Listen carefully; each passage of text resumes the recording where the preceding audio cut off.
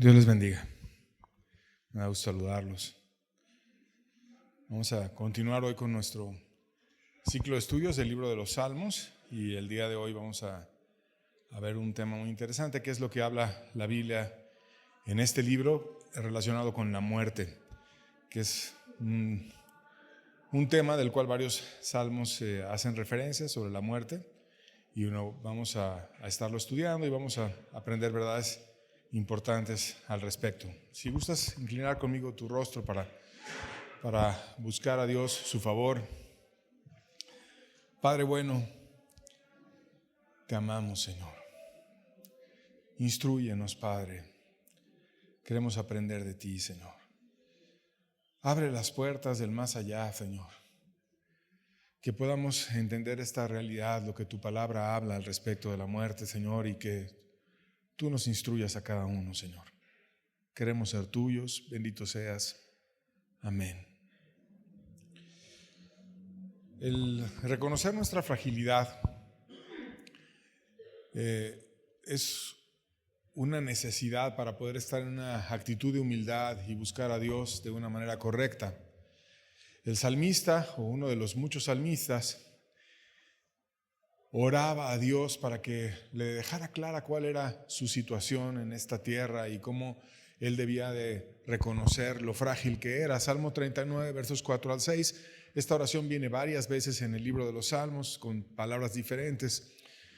Hazme saber, Jehová, mi fin y cuánta sea la medida de mis días. Sepa yo cuán frágil soy.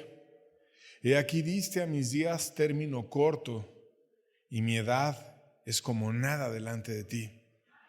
Ciertamente es completa vanidad todo hombre que vive. Selah. Recuerda que esa parte es hacer una pausa o un cambio de tono en el canto. Está orando una persona a Dios y pidiéndole que le deje saber cuán frágil es. Y después de esa pausa da a entender una respuesta de parte de Dios. Dice, ciertamente como una sombra es el hombre, ciertamente en vano se afana. Amontona riquezas y no sabe quién las recogerá.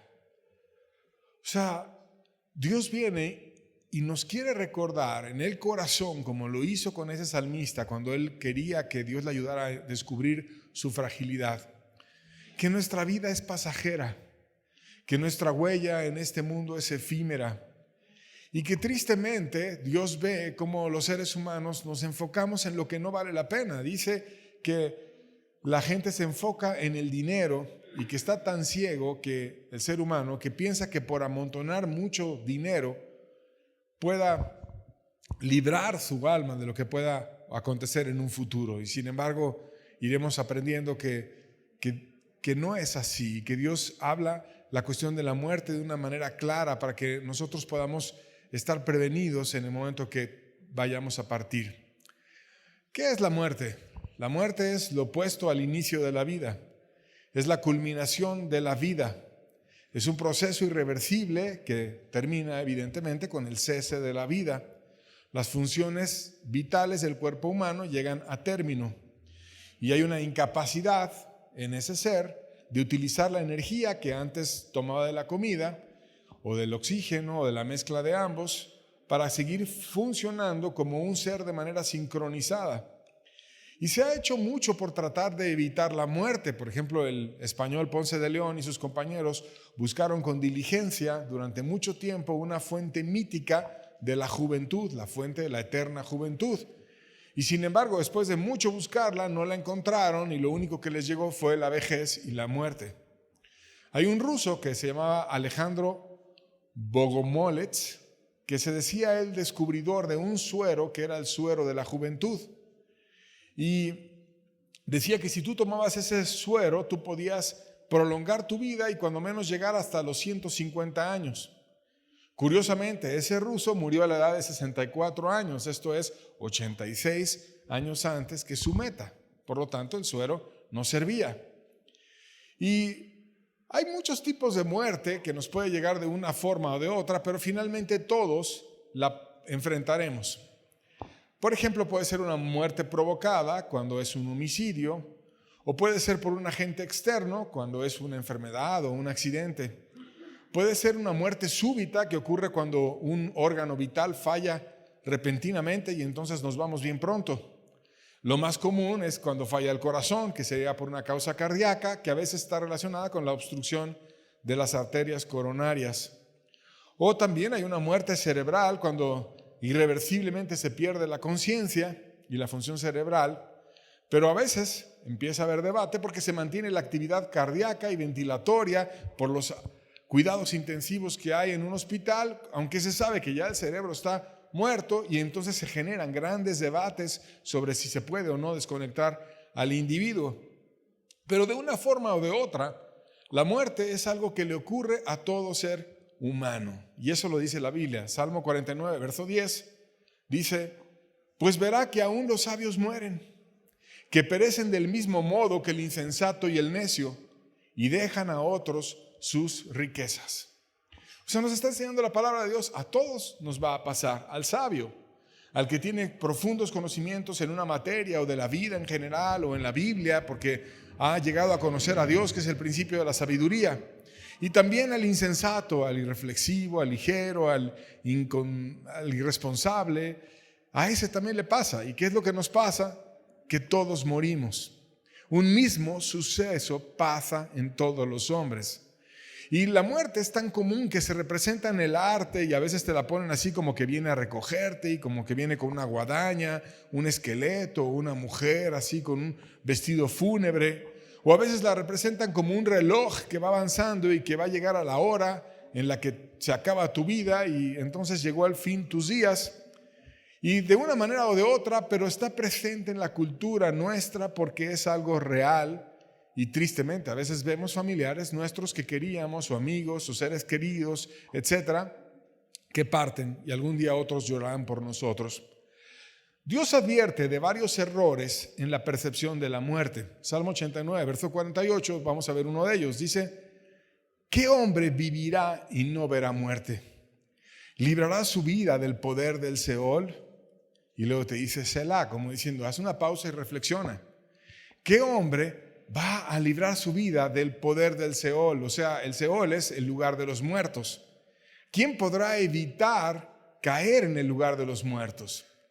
Y no podemos hacer realmente nada para evitar el caer en el lugar de los muertos, aunque se han hecho muchos intentos, y no solamente como los de antaño, lo que te decía de la fuente de la eterna juventud, sino aún con tecnología moderna. Por ejemplo, hay un proceso que se llama criogenización, en el cual congelan a las personas para que con procedimientos médicos futuros la puedan regresar a la vida posteriormente. Y hay seres que están congelados, seres humanos, a una temperatura inicial de menos 130 grados centígrados, y luego en una segunda fase con nitrógeno lo enfrían aún más hasta llegar a menos 196 grados centígrados y lo dejan con una estadística de qué tenía, por qué murió, qué pasó, y le dicen a la persona: mira, ahorita no te podemos sanar, pero en mucho tiempo vamos a descubrir la cura y entonces te vamos a revivir y vas a volver a poder vivir. Y entonces lo tienen ahí el cuerpo congelado, y obviamente dejó una fuerte cantidad de dinero a esos investigadores para que tengan ahí su cuerpo congelado. Sin embargo, cuando eso pasa, hay muchas dificultades, porque el agua, y el cuerpo en su mayoría somos agua, cuando crece y se enfría y crece, por eso el hielo flota, y el cuerpo tiene mucha agua, empieza a formar cristales el agua, y las membranas de las células empiezan a ser perforadas por esos cristales cuando crecen, y entonces las células quedan rotas y severamente dañadas. Y han habido accidentes entre esos cuerpos que tienen guardadas en cámaras de criogenización, y de repente sacan el cuerpo, o se ve el cuerpo y está en un estado realmente terrible, y no se ve que pueda volver algún día a la vida alguno de esos cuerpos. Además de que hay cuestionamientos éticos que son hechos, como por ejemplo, ¿por qué seguir gastando millones de dólares en tratar de preservar el cuerpo de un hombre que ya tuvo su oportunidad y vivió en esta vida? ¿Y por qué no usar ese dinero mejor en cuidar a los niños que sí están vivos, o en otras personas que pudiéramos ayudar, en vez de tratar de cumplir el sueño de una persona que ya es imposible que nosotros podamos volver a traer a la vida? Pero la Biblia nos dice: ten cuidado, porque ¿qué hombre va a vivir y no va a haber muerte? Es algo que no puedes evitar, el ver la muerte. Un segundo error es pensar que te puedes llevar las glorias de esta tierra a la vida venidera. Salmo 49, versos 17 al 20 dice: porque cuando muera no llevará nada, ni descenderá tras él su gloria, aunque mientras viva llame dichosa a su alma y sea loado cuando prospere. Entrará en la generación de sus padres y nunca más verá la luz. El hombre que está en honra y no entiende, semejantes a las bestias que perecen. Aquí nos está diciendo la Biblia que la gloria en esta vida se seca, que es como una flor que se seca. Y a veces caemos en el error de creer que nuestra gloria o las cosas que hemos conquistado en esta vida nos la vamos a llegar a la siguiente. Por ejemplo, cuando lees en el Antiguo Egipto, uno tiene la impresión de que aquella cultura, su negocio o su propósito principal era un intento de asegurar el bienestar de los muertos. ¿Y cuántas culturas, no solamente esos egipcios, sino muchos otros, enterraban a sus guerreros con espadas de oro, o los vikingos que mataban al caballo junto con el guerrero, o las culturas en la India que mataban a la esposa si moría el esposo, para que entonces él se llevara su gloria, a su esposa, y lo siguiera sirviendo en el más allá. Sin embargo, las cosas que tengas tú aquí en esta tierra, no te las vas a llevar. Y la Biblia nos narra una historia que Jesucristo vio, que finalmente es el juez de todo hombre. Y él habló de una historia de dos hombres, uno rico que no se menciona su nombre, y otro pobre, muy pobre, lleno de llagas, que los perros eran los únicos que tenían compasión de ese hombre. Se llamaba Lázaro. De ese hombre sí se menciona su nombre. Y es curioso porque en la tierra pasa al revés. Todo mundo sabe el nombre del rico. Y hasta hacen listas de quién es el más rico del mundo y el más rico del país y cuántos miles de millones tiene, y los listan en revistas y demás, y son muy conocidos, muy nombrados, muy deseados. Mucha gente quiere tener citas con ellos, etc. ¿Y quién conoce el nombre de un mendigo? ¿Quién conoce el nombre de una persona que esté en el hospital muriendo, lleno de llagas, muy herido? A veces nadie sabe su nombre, o muy pocos saben su nombre. En ese caso de aquel mendigo, solamente los perros tenían compasión de él, pero Dios sabía su nombre. Y el nombre del rico ya no es recordado, y el nombre del pobre sí es recordado. Y el pobre, que se llamaba Lázaro, es consolado y al lado de la mejor compañía, con Abraham, con seres ilustres. Y Jesucristo habló de eso. Porque la honra que tengas aquí en la tierra, no te la vas a llevar. La gloria que tengas aquí en la tierra, no te la vas a llevar. Podrás conseguir títulos y logros y medallas y muchas cosas, pero cuando todo el mundo te esté adulando, ten cuidado, porque eso te puede llevar a una incapacidad de entender que lo que realmente necesitamos es lo eterno y que las glorias de este mundo son pasajeras. Un tercer error es pensar que de alguna manera podrías tú pagar para librar de la muerte con los bienes en lo relacionado a una muerte espiritual, o de alguna manera le voy a encontrar la forma. Salmo 49, versos 6 al 8 dice: los que confían en sus bienes y de la muchedumbre de sus riquezas se jactan, ninguno de ellos podrá en manera alguna redimir al hermano, ni dar a Dios por su rescate, porque la redención de su vida es de gran precio y no se logrará jamás. No hay cosa que tú puedas pagar en este mundo que te asegure la salvación en el mundo venidero. No hay obra de misericordia, aunque repartas todos tus bienes, aunque des todo, aunque quieras sobornar a Dios o a los ángeles o a quien tú quieras. Es algo tan caro, tiene un precio tan excesivamente alto que solamente Dios mismo pudo pagar, y lo pagó lleno de amor para darnos una esperanza. Entonces, como dice la Escritura, rico se acuesta, pero por última vez. En la tierra tuvo oportunidades de tener dinero en abundancia, pero no en el más allá. Ya no va a haber esas bendiciones, sino va a haber pobreza. Y volviendo a la historia del rico y Lázaro, El rico estaba atormentado en la llama, en esa historia que Jesucristo nos dejó, y estaba con una sed espantosa. Y ahora el rico era el mendigo. Y le decía: Padre Abraham, envía a Lázaro que moje la punta de su dedo en agua y me la traiga, porque estoy atormentado en esta llama. Imagínate qué sed tan espantosa tenía, que tan solo quería un poquito, una gotita, para que le llegara y el tormento de la llama se le disminuyera un poco. Y Abraham le dijo: hijo, no puedo hacer nada, hay una gran cima que es una depresión entre ustedes y nosotros, y nadie puede ir de aquí para allá ni de allá para acá. Tú recibiste en la tierra tus bienes y Lázaro sus males. Ahora él es consolado y tú atormentado. Entonces se va a quedar sin posibilidad la persona de pagar nada. No hay absolutamente cosa que pueda hacer para librar su alma con precio alguno que pueda pagar. También el buen parecer del cuerpo va a ser como nada. Salmo 49, verso 14, la segunda parte dice: se consumirá su buen parecer y el Seol será su morada. Y eso pasa cuando nosotros vamos al lugar de los muertos, que es el Seol. Se da un proceso cuando mueres. Se verifica primero la muerte, hablando del proceso. Normalmente 1 minuto sin latir el corazón, sin que tenga pulso, es suficiente para pensar que la persona ha muerto. Le ponen una luz a la gente en los ojos y las pupilas ya no reaccionan al estímulo de la luz. Y si quieres asegurarte, para estar seguro que no entierras a alguien vivo, le ponen un espejo aquí en la nariz y tú ves si hay respiración, porque entonces el espejo se llena como de la respiración de la persona, el aire a una diferente temperatura y deja la huella. Pero cuando ya tampoco hay una respiración en el espejo, entonces empiezas a ver que la persona murió.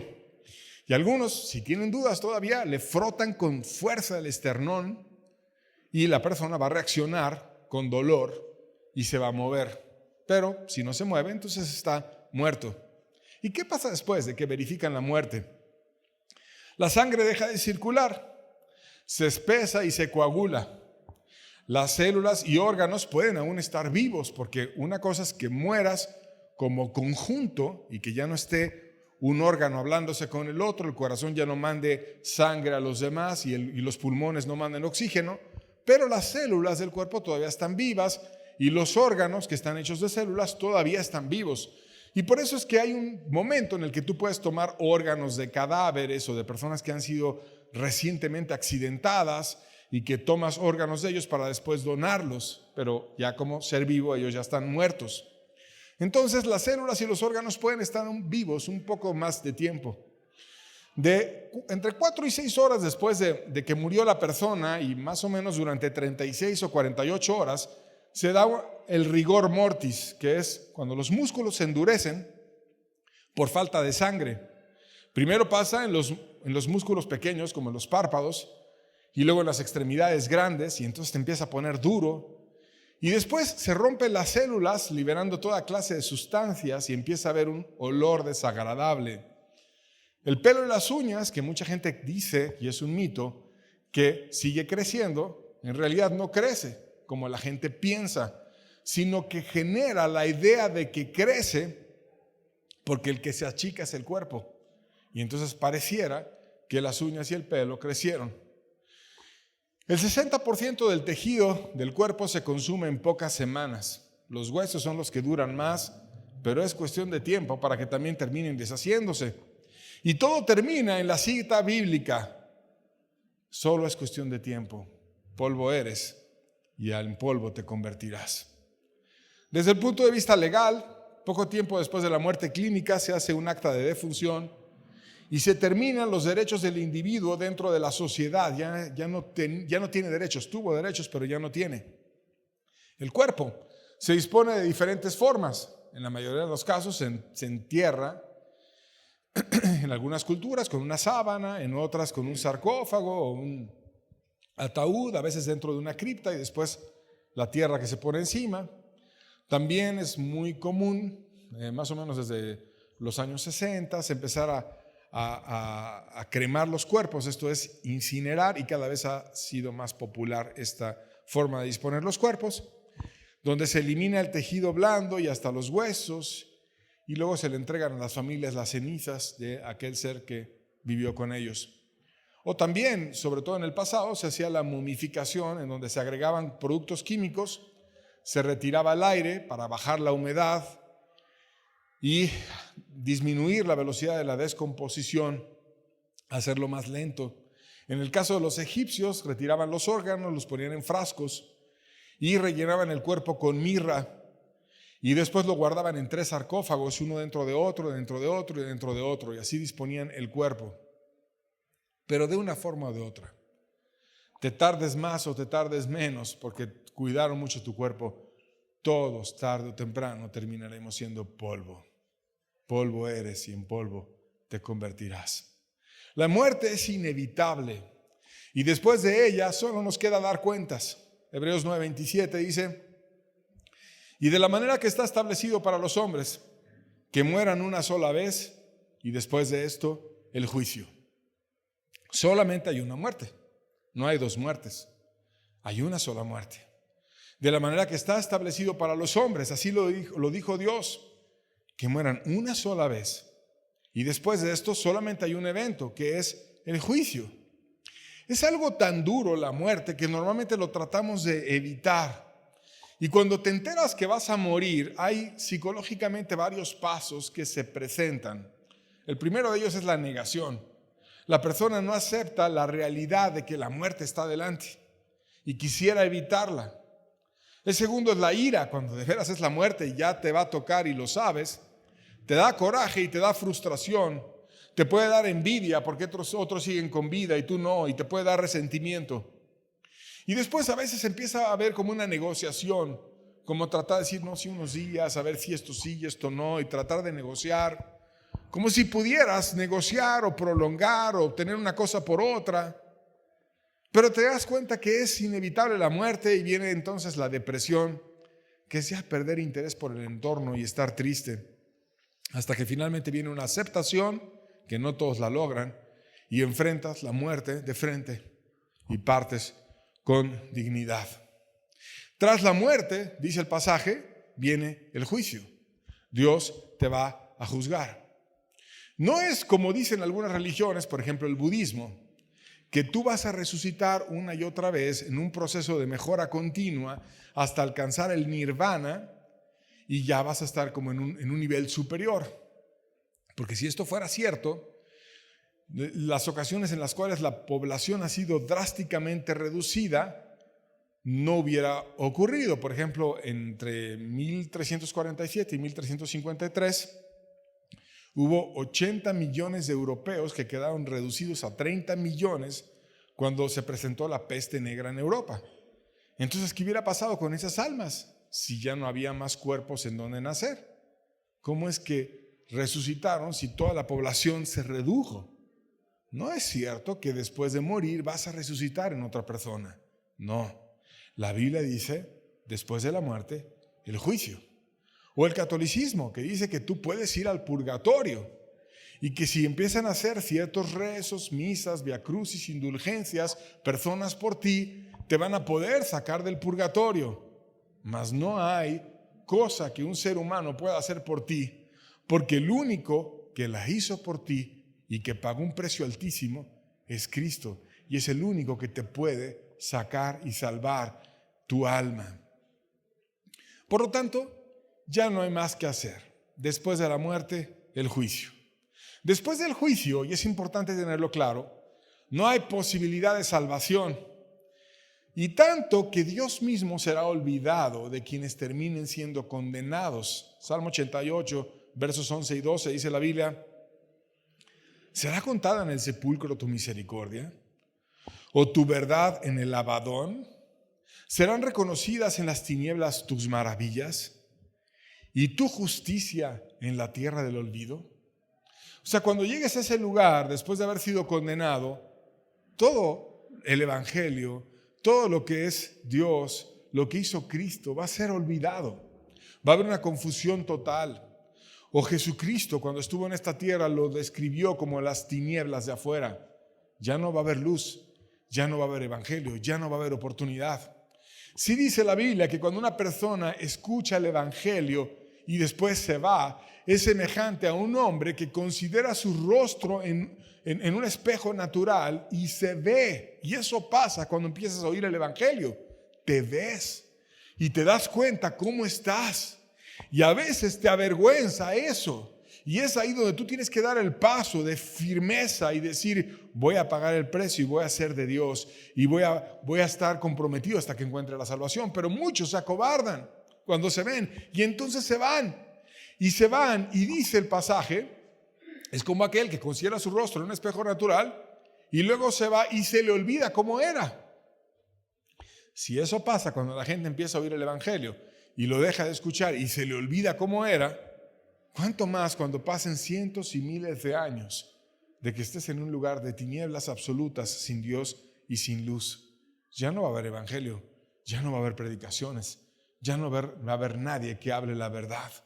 No hay esperanza, no hay Espíritu Santo que te motive y que te quiera decir te amo y que te quiera influenciar y te quiera cambiar y te quiera ayudar.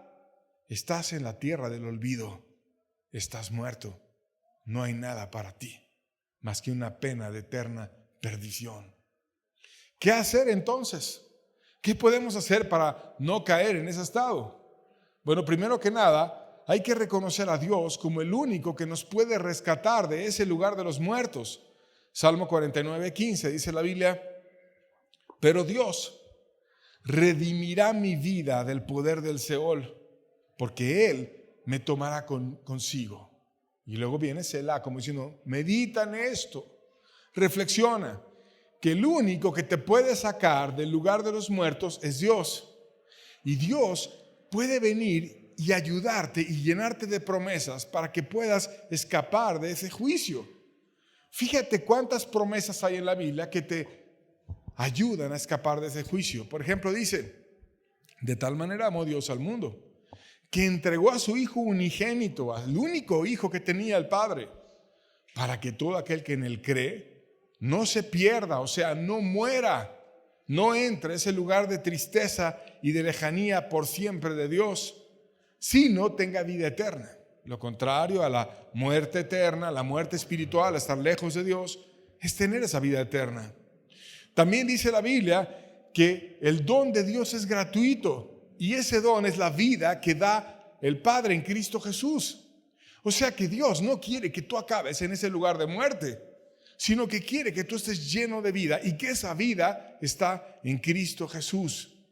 Y Él mismo dio testimonio, esta es la vida eterna, que te conozcan a ti, el único Dios verdadero, y a Jesucristo, a quien tú has enviado. Eso dijo Cristo en el Evangelio de Juan.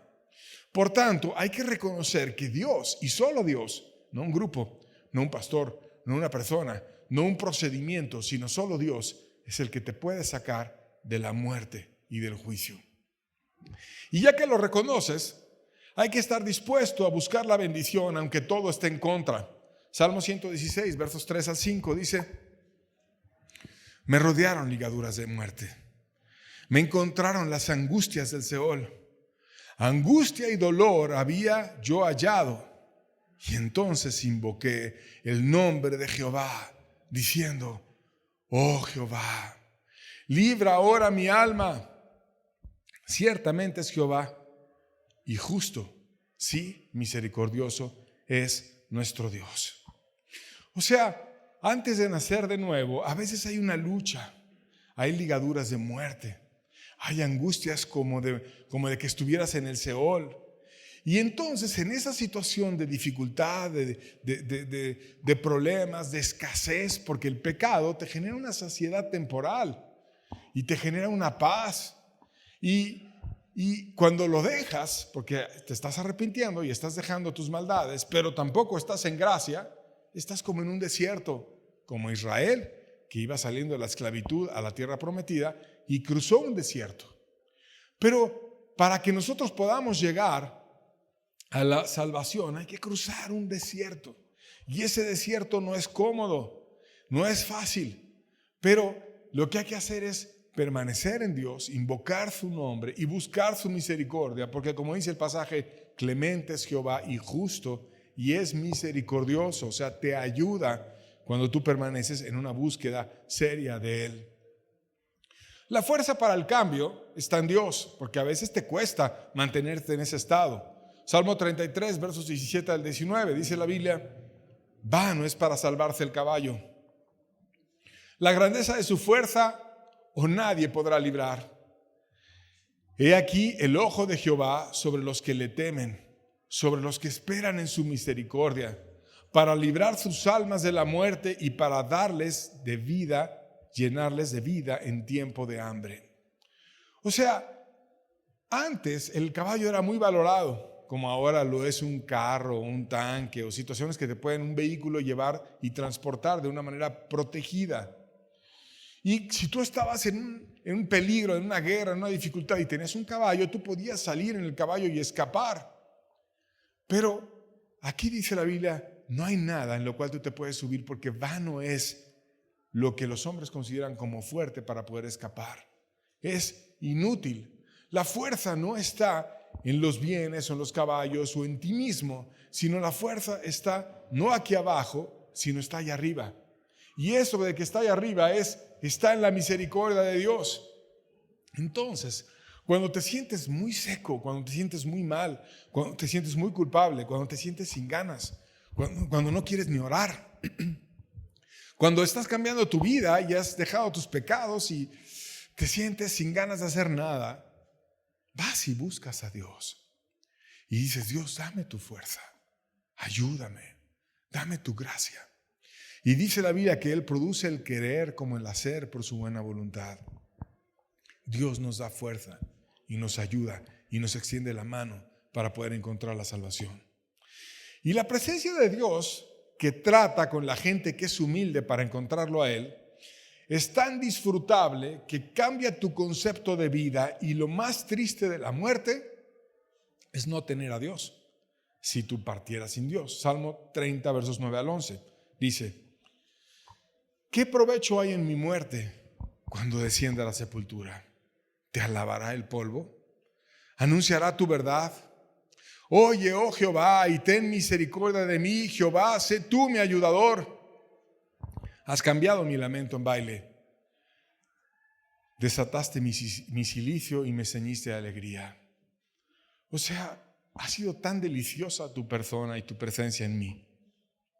Yo me sentía tan mal que en mi alma me sentía como si estuviera descendiendo a la sepultura, como si ya mi cuerpo estuviera bajando a la muerte misma. Y cuando me sentía tan mal decía: te alabará el polvo. Cuando yo termine muerto y siendo polvo, mi cuerpo se degrade, te podré alabar, podré anunciar tu verdad. Y así, en ese estado de una búsqueda de sentirse terriblemente mal, el salmista oró a Jehová y le decía: ten misericordia de mí, tú eres mi ayudador. Y entonces Dios hace algo en él y cambia esa tristeza, hace un milagro en el corazón del salmista. Y viene esa expresión: has cambiado mi lamento en baile. O sea, estaba yo triste, mal, sintiéndome morir. Y Dios, tú me llenaste de alegría y me pusiste a bailar. Me llenaste de gozo, me cambiaste, me ceñiste de alegría, me quitaste el cilicio y me llenaste de alegría. Y eso hace Dios cuando tú te rindes a Él. Dios cambia entonces el cilicio, que refleja dolor, culpa, tristeza. Dios le cambia la forma externa, lo llena de alegría y lo restituye y lo cambia por completo. Por lo tanto, hay que tener confianza en Dios, confianza en que tan fuerte como la muerte y tan seguro como la muerte misma, es seguro que Dios te puede ayudar. Así como la muerte un día la vas a ver, tarde o temprano, así de seguro como la muerte es que Dios te puede ayudar. Y en el mismo texto donde habla de la muerte, habla de lo que Dios hace. Hebreos 9:27, y ahora vamos a leer el 28 también. Dice: y de la manera que está establecido para los hombres que mueran una sola vez, y después de esto el juicio. Ya leímos esa parte. Ahora el siguiente versículo: así también Cristo fue ofrecido una sola vez para llevar los pecados de muchos y aparecerá por segunda vez sin relación con el pecado para salvar a los que en él esperan. O sea, como seguro es que tú vas a enfrentar la muerte y después de eso el juicio, así de seguro te digo yo, dice Dios, que Cristo fue llevado a la cruz por ti. Y que si tú esperas en Él, Él va a aparecer una segunda vez sin relación con el pecado. O sea, va a venir como Dios y no como hombre, glorificado. ¿Para qué? Para salvar a los que en Él esperan. Tan seguro como la muerte. Te prometo que yo te voy a ayudar, dice Dios. Te prometo que yo envío a Cristo para ayudarte. Te prometo que no estás solo. Te prometo que te quiero dar la mano, que me interesas tanto y que quiero tanto que tú estés conmigo por la eternidad, que mandé a Cristo para que venga Él, muera por ti y tú puedas tener una esperanza nueva y tú seas de los que esperan en Él. No seas una persona llena de condenaciones en tu mente, sino seas una persona que esperes en Dios y descanses en Él. ¿Qué se requiere entonces? Confiar. Se requiere fe. Se requiere que creas.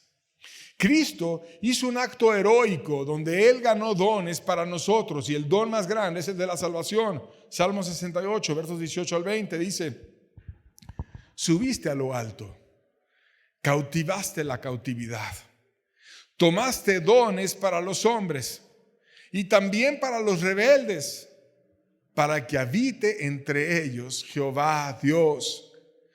Bendito el Señor, cada día nos colma de beneficios. Y el Dios de nuestra salvación, Selah, como diciendo, medita. Dios, nuestro Dios, ha de salvarnos. Y de Jehová el Señor es librar de la muerte. Fíjate qué precioso este salmo. Subiste a lo alto y llevaste cautiva la cautividad. ¿Quién subió a lo alto? Cristo cuando fue ascendido. Cristo resucitó al tercer día. Cristo apareció a sus discípulos. Cristo restauró la incredulidad de Tomás y le dijo: ven, mete tu dedo en mis llagas, ven, prueba que soy yo y que no estoy muerto. Cristo convirtió a esos discípulos incrédulos en leones que nadie los pudo parar, porque Cristo realmente resucitó. Y Cristo ascendió delante de ellos y lo vieron elevarse al cielo y así se despidieron de Cristo, dejando Cristo al Espíritu Santo para que trate con nosotros y nos redarguya y nos guíe en esta vida, nos motive y nos enseñe. Y Él llevó cautiva la cautividad. Eso que nos hacía esclavos, ahora lo hizo nada. El pecado lo venció. Y llegó arriba con su sacrificio delante del Padre a decir: Padre, yo hice un sacrificio por Él. Yo hice un sacrificio por ella. Aquel que está pidiéndote perdón, Padre, te ruego que lo perdones, que la perdones, porque es sincero su arrepentimiento, porque yo morí por Él y por ella. Y entonces el Padre está de acuerdo con Cristo y extiende su perdón. Por eso Cristo es el único que puede salvar. Y Él llevó dones, tomó dones para los hombres y también para los rebeldes. Porque muchas veces nos rebelamos, porque muchas veces estábamos en pecado, porque muchas veces Dios vino y nos dijo cosas y andábamos neciamente y volvíamos a nuestras maldades. Pero Cristo tomó dones para los rebeldes. ¿Cuánta paciencia ha tenido Cristo contigo? Nuestro Dios ha de salvarnos. Y Jehová, el Señor, es el que nos va a librar de la muerte. Y si uno te puede y me puede librar de la muerte, a ti y a mí, es Cristo. Por tanto, creamos en Él y busquemos su gracia, porque es el único que está lleno de dones y que conquistó esa salvación para nosotros. Ven y conoce a Cristo y disfruta la compañía de Cristo, que nos va a guiar, además, más allá de la muerte. Salmo 48, verso 14 dice: porque este Dios es Dios nuestro, eternamente y para siempre. Él nos guiará aún más allá de la muerte. Es una promesa preciosa. Dios nos guía en esta vida. Dios no nos dejó sin luz y sin guía. Dios envía el Espíritu de Cristo que nos guía hacia el buen camino y nos enseña. Pero no solamente nos guía en esta vida, no solamente nos toma de la mano y nos va diciendo qué hacer y nos ayuda, sino dice que nos va a guiar más allá de la muerte. Nos va a guiar en esta vida y nos va a guiar en la siguiente vida. Imagínate cuando estés haciendo algo en el cielo y que tu jefe sea Dios y que Él tenga cómo encargarte cosas o hacer cosas que sean para tu propio desarrollo. No es como muchas veces un jefe, que hay buenos jefes y hay malos jefes. Algunos son explotadores, algunos son egoístas, algunos cuando ven que estás creciendo te ponen el pie y te frenan porque no quieren que tomes su lugar. Pero Dios no es así. Dios siempre te levanta y te enseña y te quiere formar y te quiere ayudar. Imagínate qué hermoso va a ser cuando Dios te guíe en cosas nuevas por la eternidad y empieces a ver y a disfrutar cosas que ojo no oyó, ni oído oyó, ni han subido a corazón del hombre, que Dios tiene preparadas para los que le aman. Y si esas cosas tan preciosas Dios tiene preparadas para nosotros, ¿por qué no empezarlo a amar? ¿Por qué no cumplir el requisito? ¿Por qué no decir yo te amo, Señor? O si no puedes decir yo te amo, ser sincero y decir, Señor, no te puedo decir te amo, pero quiero aprender a amarte, enséñame a amarte.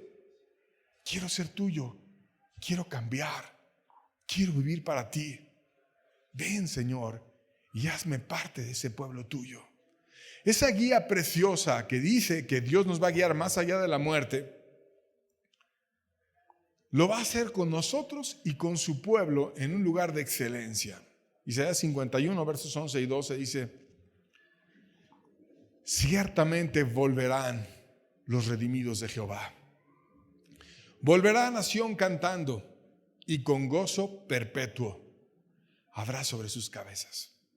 Y tendrán gozo y alegría, y el dolor y el gemido oirán. Yo soy vuestro consolador. ¿Quién eres tú para que tengas temor del hombre que es mortal y del Hijo del Hombre que es como heno? Porque muchas veces podrán venir problemas aquí en la tierra y podremos a veces tener temores del hombre. ¿Qué va a decir? ¿Qué va a decir? ¿Qué importa, hombre? ¿Por qué le tienes miedo a otro ser humano que es bien poquito su poder? Si yo soy el que te puede dar gozo y alegría, el que te puede ayudar, el que te puede guiar y el que te quiere prometer algo. ¿Qué te quiere prometer Dios? Ciertamente van a volver los redimidos de Jehová. Aquellos que fueron rescatados, yo los voy a juntar a todos.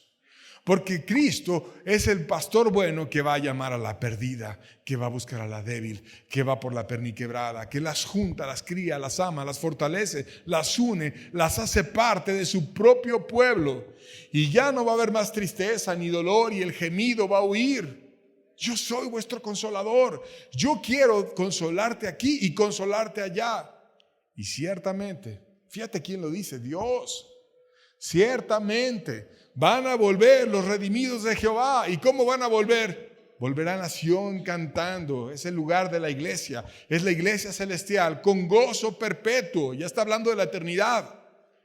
No puedes tener gozo perpetuo en esta vida porque algún día vamos a morir. Pero en el más allá sí habrá gozo perpetuo. Por siempre. Yo quiero que seas parte de eso. Yo quiero que seas mío. Yo quiero que seas mi hijo. Quiero caminar contigo siempre. Y la pregunta hoy es, ¿tú quieres? ¿Quieres ser parte de esto? ¿Quieres que Dios te ayude? ¿Quieres que Dios te cambie? Hay uno que tiene poder. Y ese uno es Cristo Jesús. Apóyate en su misericordia, síguelo, búscalo, paga el precio. Porque Él pagó un precio muy alto por ti. Y porque te quiere ayudar y te quiere amar y te quiere restaurar.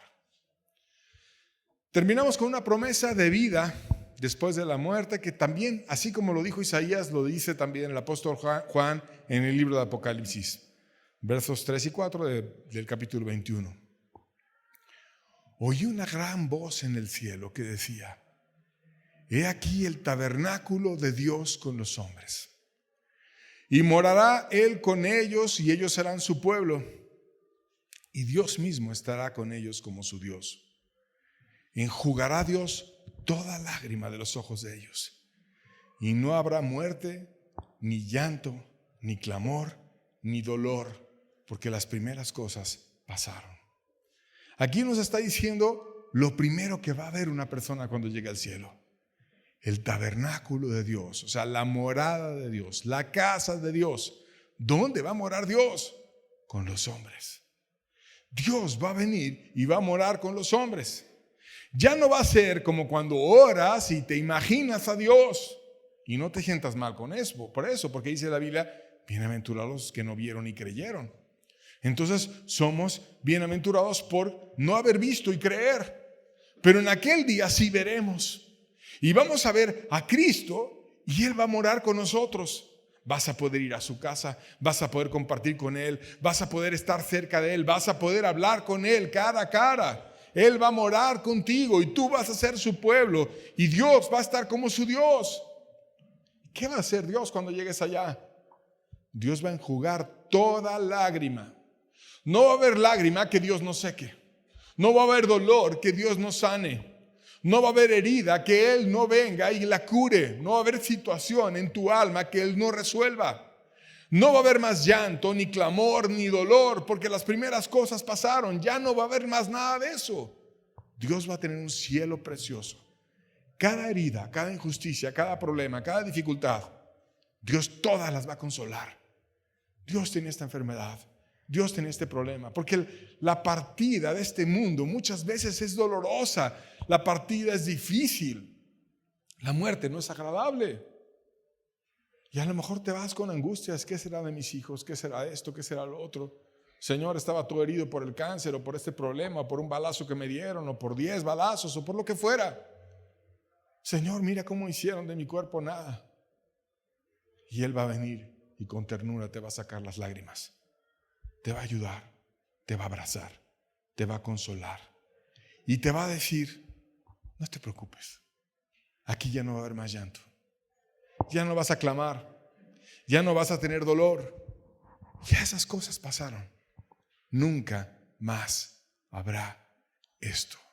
Estás en el cielo, estás en la eternidad, estás conmigo. Por tanto, vayamos y caminemos con Dios y seamos de Él. Vamos a hacer una oración para pedir a Dios que Él selle este mensaje en nuestros corazones. Padre bueno, gracias, Señor, por esto que hizo Jesucristo por nosotros, Señor.